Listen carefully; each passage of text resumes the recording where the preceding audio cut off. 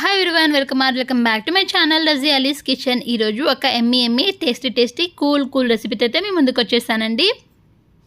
అదే custard milk shake. చాలా ఈజీగా, చాలా తక్కువ ఇంగ్రీడియంట్స్తో, చాలా తక్కువ ఖర్చుతో దీన్ని ప్రిపేర్ చేసుకోవచ్చండి. మన ఇంట్లో ఉండే పిల్లల దగ్గర నుంచి పెద్దవాళ్ళ వరకు ఎవరికైనా నచ్చేస్తుందండి. అంత బాగుంటుంది ఈ మిల్క్ షేక్. చాలా సింపుల్గా కూడా చేసుకోవచ్చు దీన్ని. ముందుగా నా ఛానల్ని కొత్తగా చూస్తున్న వాళ్ళైతే సబ్స్క్రైబ్ చేసేసుకోండి. నా వీడియో మీకు నచ్చితే లైక్ చేయండి, షేర్ చేయండి, కమెంట్ చేయండి. బెల్ ఐకాన్ని మాత్రం ప్రెస్ చేయడం అస్సలు మర్చిపోవద్దండి. మన ఇంటికి ఫ్రెండ్స్ కానీ రిలేటివ్స్ కానీ వచ్చినప్పుడు ఏదైనా డిఫరెంట్గా చేసి పెట్టాలంటే ఇలా చేసి పెడితే హ్యాపీగా తాగేసి వెళ్తారండి వాళ్ళు. అంత బాగుంటుంది ఈ మిల్క్ షేక్ అనేది. చాలా ముందుగా అయితే తయారీ విధానం చూసేద్దాం. ఇలా ఒక స్టవ్ ఆన్ చేసేసుకొని ఒక గిన్నె అయితే పెట్టేసుకోవాలండి. ఈ గిన్నెలో ఒక 1/2 లీటర్ వరకు పాలని యాడ్ చేసుకోవాలి. ఒక 1/2 లీటర్ పాలు 3 నుండి 4 వరకు సరిపోతుందండి మిల్క్ షేక్.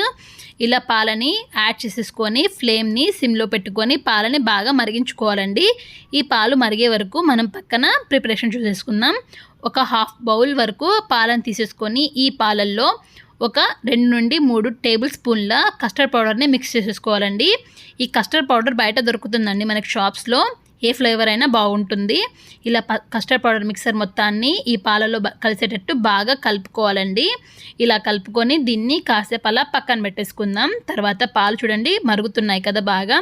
ఇలా పాలు మరిగేటప్పుడు ఒక 1/2 బౌల్ వరకు షుగర్ని అయితే యాడ్ చేసుకుంటున్నానండి. ఇక్కడ నేను మన టేస్ట్కి తగ్గట్టు షుగర్ని యాడ్ చేసుకోవచ్చు. నేను ఇక్కడ 1/2 బౌల్ వరకు షుగర్ని యాడ్ చేసుకొని ఈ షుగర్ బాగా కరిగే వరకు బాగా మిక్స్ చేసేసుకోవాలండి. ఇలా ఒక స్పూన్తో ఫ్లేమ్ని సిమ్లో పెట్టుకోవాలి, లేకపోతే అడుగున పాలు మాడిపోతాయండి. చూడండి ఇలా పాలు బాగా మరిగిన తర్వాత, షుగర్ బాగా కరిగిన తర్వాత ఇందులో మనం మిక్స్ చేసి పెట్టుకున్న కస్టర్డ్ పౌడర్ మిక్సర్ మొత్తాన్ని వేసేసుకొని వెంటనే బాగా కలుపుకోవాలండి, లేకపోతే ఉండలు కట్టేస్తుంది. చూడండి 2-3 నిమిషాల పాటు ఇలా కలుపుకుంటే ఇది చిక్కబడిపోతుందండి. చూడండి ఇలా చిక్కబడిన తర్వాత వెంటనే స్టవ్ ఆఫ్ చేసేసుకోవాలి.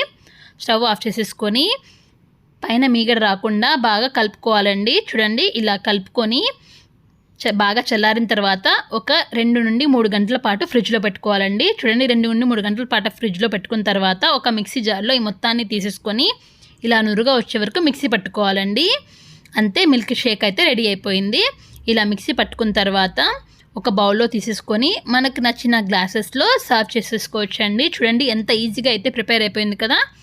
ఇలా మనకు నచ్చిన గ్లాసెస్లో ఇలా సర్వ్ చేసేసి మన ఇంటికి వచ్చిన బంధువులకు కానీ ఫ్రెండ్స్ కానీ సర్వ్ చేసేస్తే హ్యాపీగా తాగేసి వెళ్తారండి వాళ్ళు. చాలా బాగుంటుంది. ఇలా మనకు నచ్చిన గ్లాసెస్లో సర్వ్ చేసేసుకొని పైనుండి డ్రై ఫ్రూట్స్ కానీ, సన్నగా తరిగిన డ్రై ఫ్రూట్స్ కానీ, బూస్ట్ కానీ, హార్లిక్స్ కానీ వేసేసి హ్యాపీగా సర్వ్ చేసేసుకోవచ్చండి. భలే బాగుంటుంది.